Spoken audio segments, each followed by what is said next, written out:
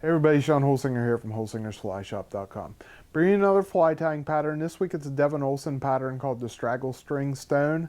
And I'm going to tie it and then I'm going to talk a little bit about it at the end. But here you're going to see a picture of it, the material list, and then the video on how to tie it.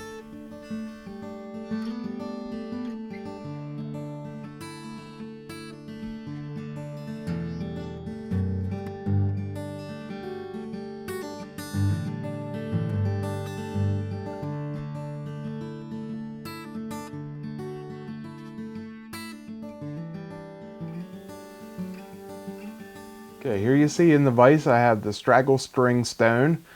Say that one 3 times fast. It's a little bit of a tongue twister, but it's a great pattern, great stonefly imitation, and we're going to get into tying it. For a hook, I am using a Folding Mills. This is the FM 5130, and it is the Jig Force long black nickel hook in a size 12. And for a bead, I'm using a Saluda bead. This is the silver 4.6 millimeter bead. Then lead, I'm just going to wrap some 0.015 lead on here, and I'm going to put about 10-15 wraps on here. Just enough, build up about halfway up the body, and push it up in behind that bead to lock it in place there. Then pull my lead off, and come in with some thread. For thread, I'm using some 6/0 Semperfli.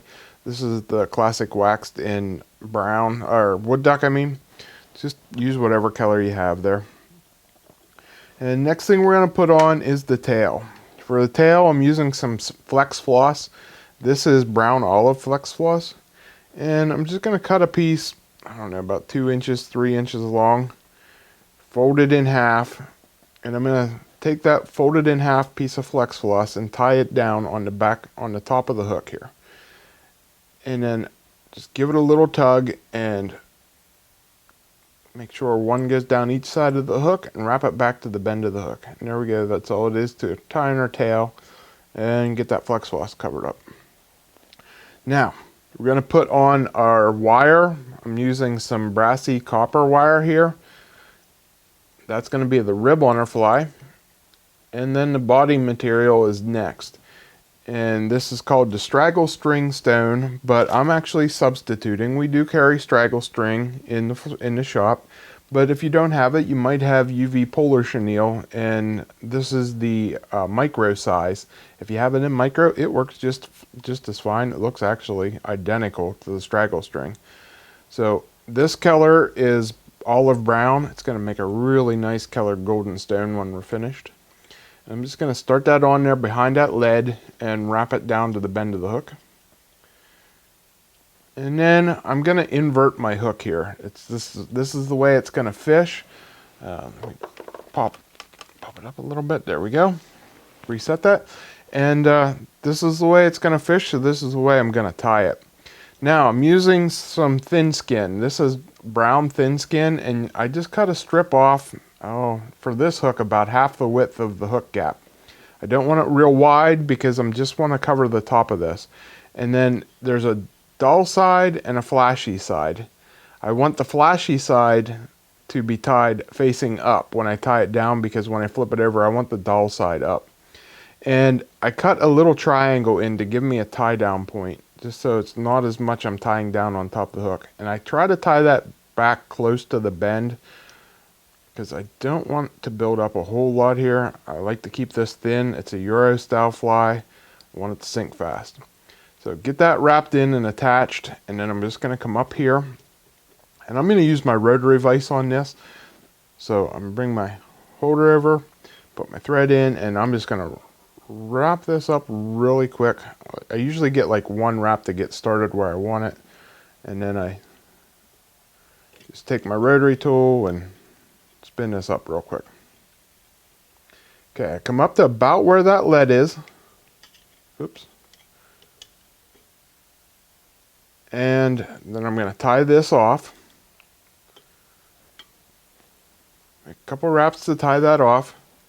You can cut that off and get it out of the way if you want. I will, just for ease here. Or you can leave it on. But then I'm going to come in with my thin skin, pull that down over the top, Make 2 or 3 wraps, and then we're going to rib this. Just going to make a nice segmented back section to this fly here. And 2 or 3 wraps to tie that off. And then I like to flip my thin skin back over, get a couple more wraps before I spin that wire off. Now, I'm going to tie this polar chenille back on. Get it back on there, and then what I'm going to do is tie the legs on. For the legs on this fly, I'm going back to that flex floss, and I cut in about 2-inch piece here, and I want to tie one down on each side. So just tie that on, wrap it back to the back section there where you stopped your thin skin. Tie one down on the other side.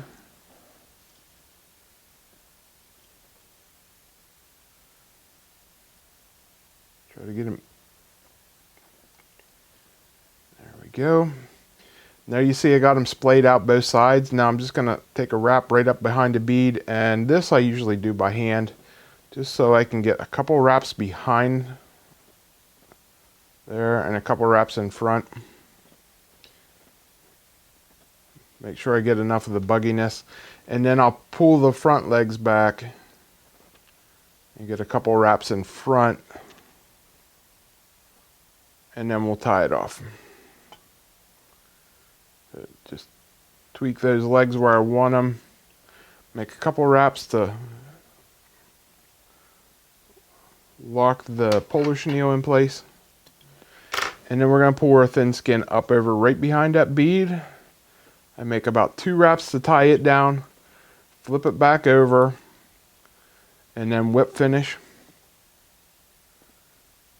And the last thing I do is make a little shell back on here. Not a shell back, but a wing case. And I'll come in with my scissors and I'll cut a little V. I'll show you here in a second when I'm done. Oops.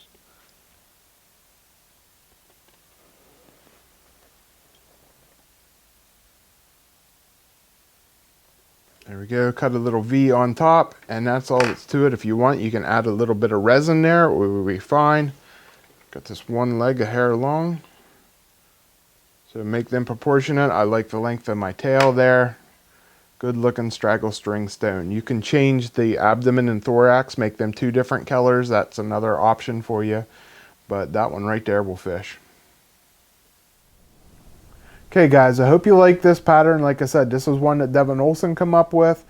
He's a great competition fisherman representing Team USA for us. And it's a great pattern. And it's going to work all over the world. This fly is going to go to South Africa with me whenever I go over there. And it'll catch fish over there just as good as it'll catch fish here. So tie it up in different colors, mix around. You know, the purple and black that he ties is a great steelhead pattern, tied into natural colors. That's where I like to be. So experiment with different colors. You can tie it on top or on the bottom of the hook. You know, the fly is going to ride, when you tie it on the jig hook like I tied it here, if you tie it with the hook point, with the back on the hook point side like I did in the video, that's the way it's going to ride, with the back facing up. If you tie it with the back on the bottom of the fly on the opposite side of the curve of the hook, you know, the trout's going to see a fly going through the water. Sometimes it's going to be up, sometimes it's going to be down. It's going to flip through the water as it goes down through the stream. So don't worry about it. If it's easier for you to tie with that back on the back side of the hook, you know, opposite the curve of the hook, do it that way. Do what's easiest for you until you get onto it and get your tying down.